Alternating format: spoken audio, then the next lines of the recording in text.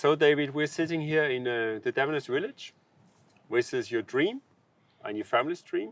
And we're sitting at this very special, unique spot, I would say, which is the garden of the village.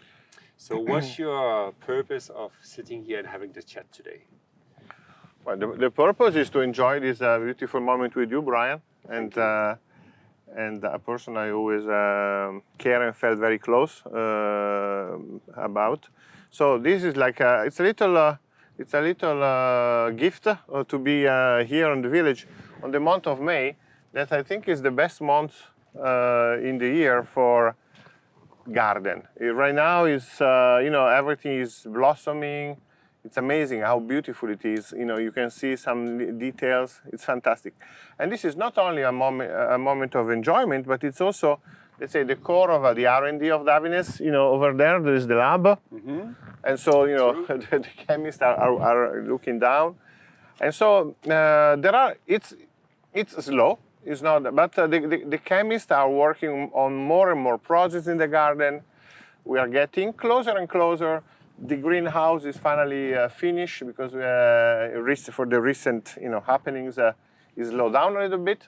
The setup of the greenhouse. So I really look forward to the exploration, to the curiosity of bridging actives. New plants to our world, to the salon world, to the hairdressing world, to the hair formulas. Mm.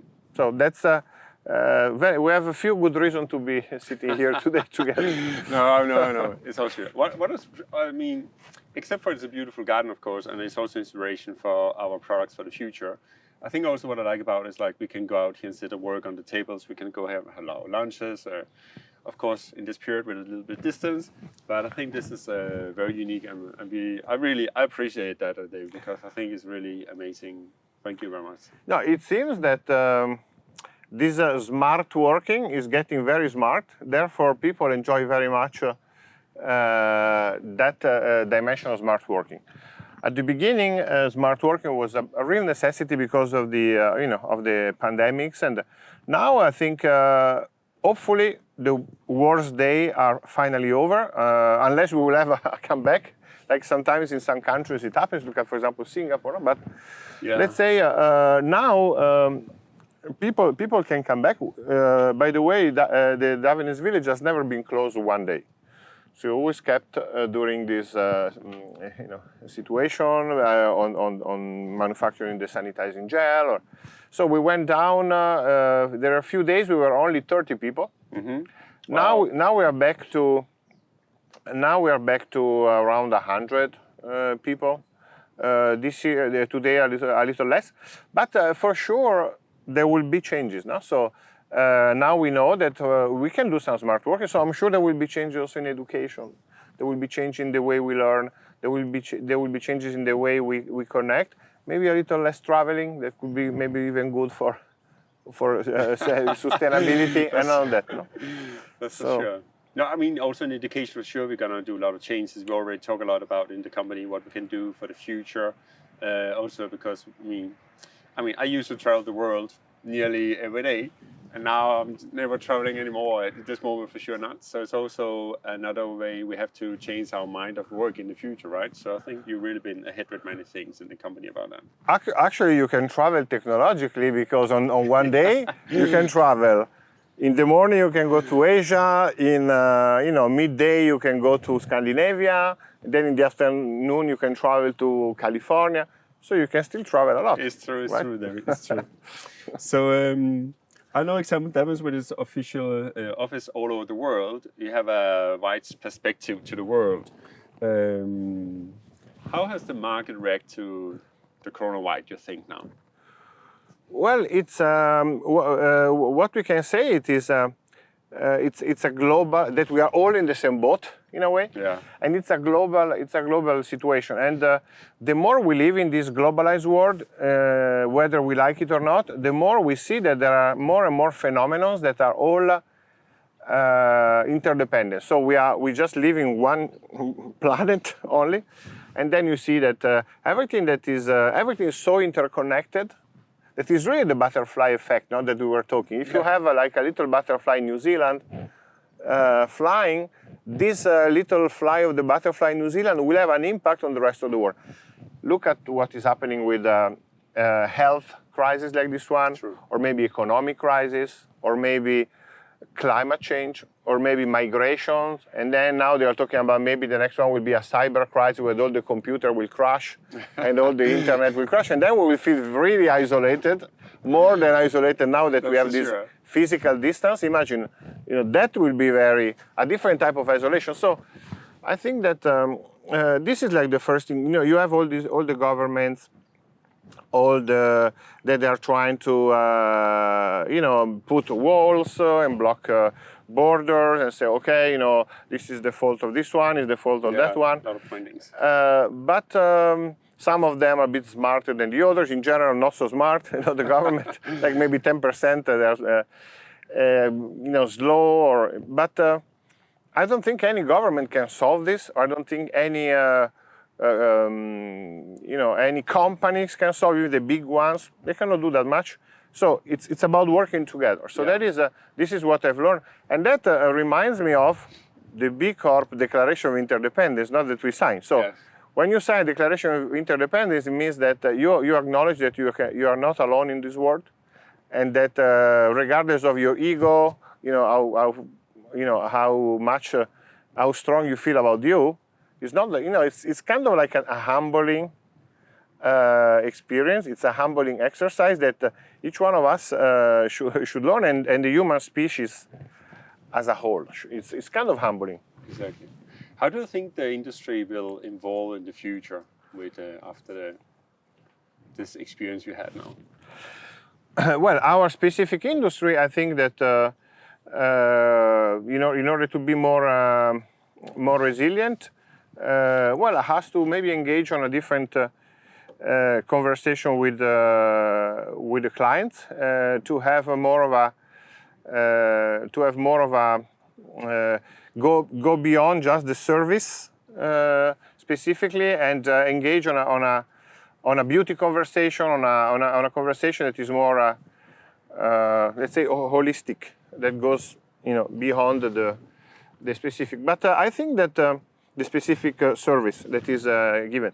But I think that I'm quite confident. I was quite impressed by the fact that, first of all, the world discovered our industry in the moment that the industry was shut down. No? So when all the salons were shut down, you see around the world that everybody talks about Panic. No, everybody talks about what we do in the salons, and the bad consequences of missing us. So it's funny that people recognize how important we are when we are not there anymore. It looks like it happens, even in our lives. Sometimes when we have something, we discount it. When we don't have it anymore, we say, you know what, that was, We rethink and we appreciate things, certainly, right? So I think I don't know. I'm still confident, because it's about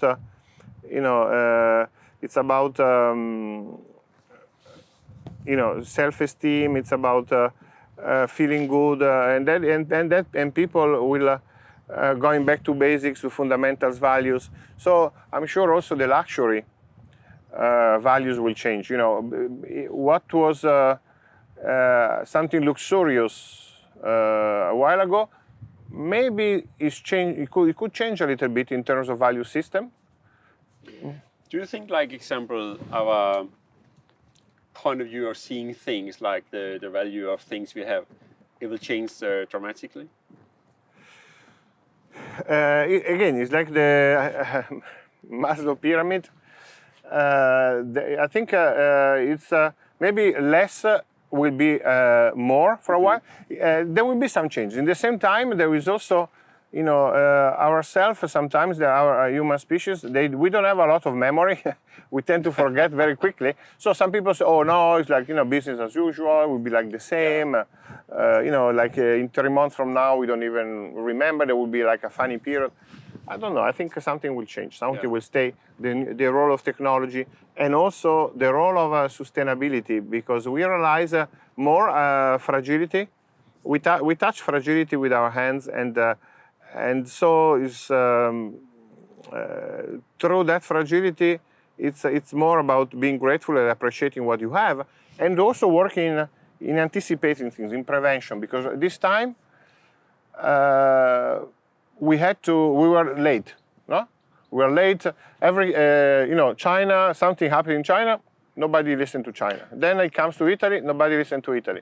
Then it goes to every country is trying to do his own thing without being very preventing, being preventative. So same thing for the climate change. We have like the scientists that are telling us since 40 years, no, that these things are happening. We don't care. Okay, it's a bit more hot in some countries, but maybe we put a little bit the air conditioner stronger, and we ignoring. We postpone, and then maybe it's better to prevent. No, we can say so far we probably have come up with a solution for just for tomorrow, right?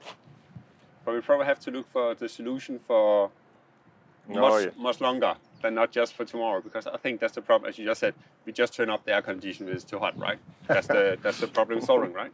So probably I think the problem solving will be totally different, because we need to see it 50, 100 years ahead. Yeah, what worries me is that the governments or the politicians in the world, with some very, very few exceptions, the politicians, they look for, their goal is to be re-elected, right? So I mean, maybe the New Zealand Prime Minister, she's very good. Also in Scandinavia, they seem more long-term. But the problem is that there is not so much long-term thinking. Yeah. No. But I must admit, I think now you brought up the New Zealand Prime Minister, I really admire her, because I think she's really down to earth, and she just has very good opinions, and she ruled the country very well, and she took even maternity when she had the kids, and also I think she's very future for the women for the future. I think. Yeah, exactly. We need more women to rule to rule the world. It's like there are too many men around, I guess. Could be, yeah. What do you think will be the impact of this moment we're living now regarding sustainability, resilience, extinctions? Any thought about that? Well, it's for sure the good news when it comes to us, that we don't have to change anything in the last 15 years. We focus on this one. We will refine our thinking process, and I think it will be only become even stronger, this movement, because consumer will realize that we are subject to fragility. Therefore, we need to have more resilience. We need to strengthen ourselves and prepare for, because we don't want to be the next dinosaur, right?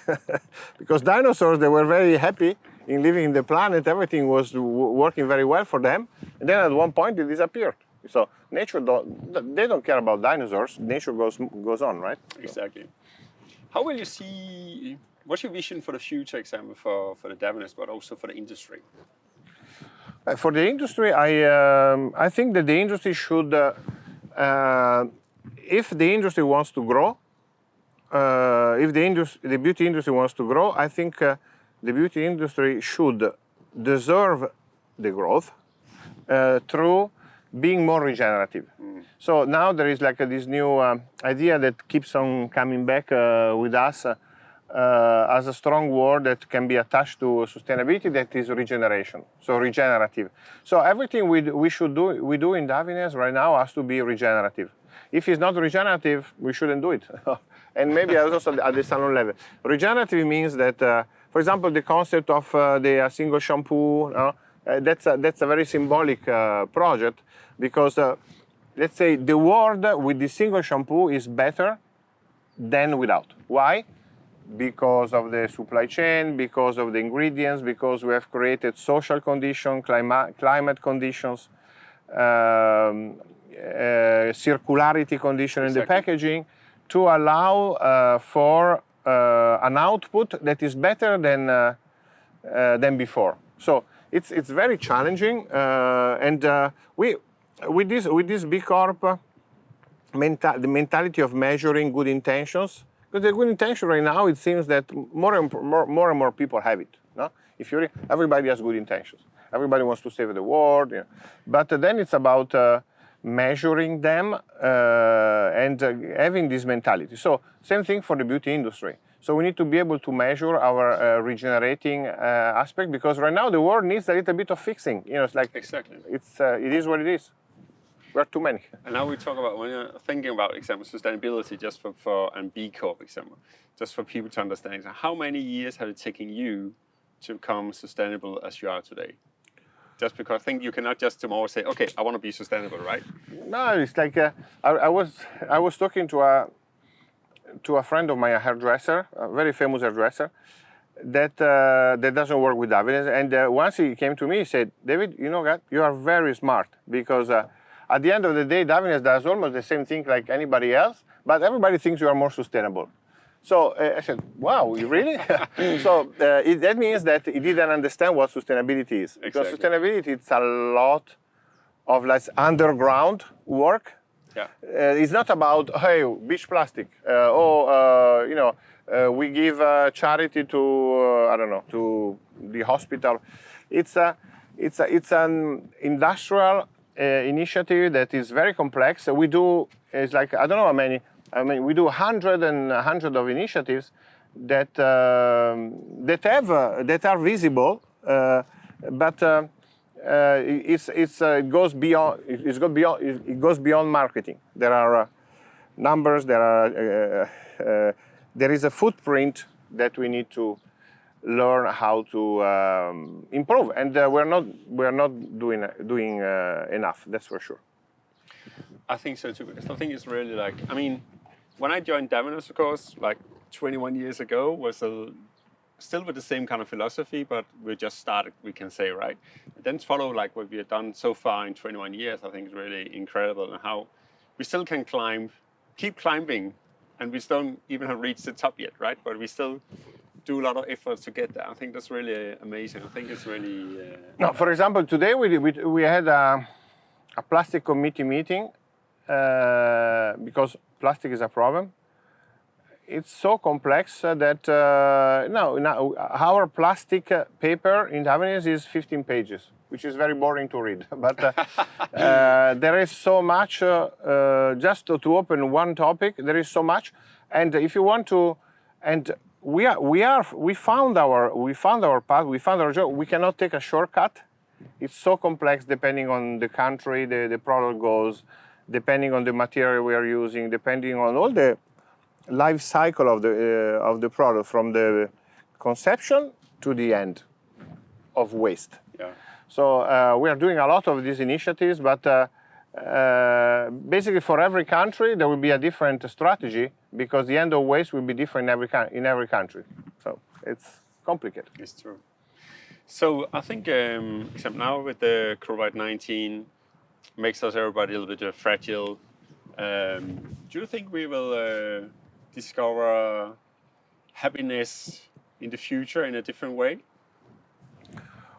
I hope so, because hope and faith are important elements in what we do. If we don't have hope and faith to be happier one day, we will never be happier, in a way. But I think that the economy is measured with GDP, is measured on things, how much money you have, what type of car do you have, or what type of house do you have. Well, a nice house during lockdown is not bad to have, but in general, we overrate money. And then, as my father was always saying, is almost all of us, we have more than what we need. Yeah. To be happy. And I say this because now I feel very fortunate, but my father was saying this even when he was he had a much simpler, well, he always had the same life until so it was kind of like a simple life. But he was saying that he had more than enough, even when he had 10 times less than what he had recently. Mm. So I think it's a state of mind. It's not about It's a fascinating topic, and that's a good lesson to learn. In fact, I think my father had more than enough because he went through the 2 wars, and he went one war. Yeah. To the last war. It was only the Second World War, but for years he had. For a few years, he had there was the scarcity of the war. It was the poverty, Exactly. the misery of the war, because he was born in 1935, and when there was the Second World War, he was a child, seven years old, 10 years old. So imagine he had a hard time to find something to eat. Exactly. Therefore, more than that, we have to be thankful. We need to be very grateful, and that's so hard sometimes for some of us. It's so hard to be grateful. But I think after this experience we all live, I think really a lot of people will be very grateful for the future, because even young people now better understand what actually is gratefulness, right? What is respecting things? What is to really value the true value of what you have compared to what you cannot have, right? Yeah, I think it's about what is important, what is less important, and that is. I remember now you said about your dad. I remember my granddad in Copenhagen under the war. He had a business, and it was very difficult for him. And after that, of course, I remember this. He said to me, "Brian, if you ever want something, if you really want to have the value of what you want, then you don't go down and take a loan, or you buy it and then you pay back some money every month. You simply save the money, and then you will value what you're buying much higher compared to if you just can go and buy it tomorrow and then you can pay it over the next 5-10 years." And I think that's something that really been imprinted in my mind. And I only took one time a small loan to buy something I really want. But after that, I was really like, for what reason, Yeah, I can see that. So I want to ask you something. What advice do you think your dad will have said today if he was with us? He would have said to be cautious, because there is still some uncertainty out there. So we don't know if he comes back, if he doesn't come back, if he's strong, if he's not strong. So be cautious, but in the same time, don't take shortcuts. Do not lose your values, and stay close to everybody, and help people in need. Help people in need. Help people that maybe they have certain fragilities, and that's what we are. I think what we have done in Davide, what we are trying to do to secure all the community. The best we can. Last year was the best year in the history of Davines in terms of numbers. This year will be probably the worst year, but we will go through. We will go through it. We're lucky enough to have the last year to cover that this year, so we can do things that we can make sure that everybody is okay. Nice. No, I really respect both you, but also your parents. I think your dad was a great man, and still your mom, of course, is a wonderful woman. Finally, David, I'd like to ask you, how do you see your company 10 years ahead? Well, 10 years ahead, the dream will be that Davines would have contributed a little bit more to have a better world. For example, we have so many initiatives that are right now considering that there are so many challenges in the world, especially on the topics we discussed before.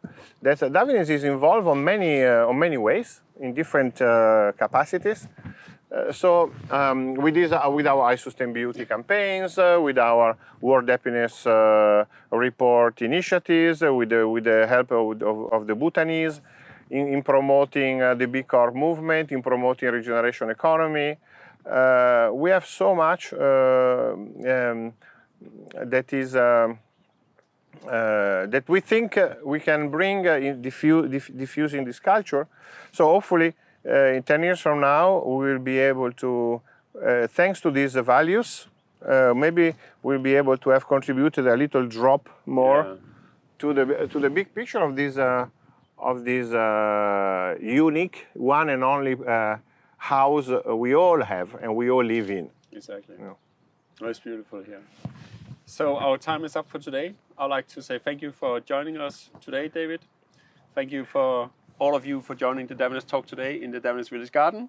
And we hope to see you soon around. Take care and stay safe. Bye-bye.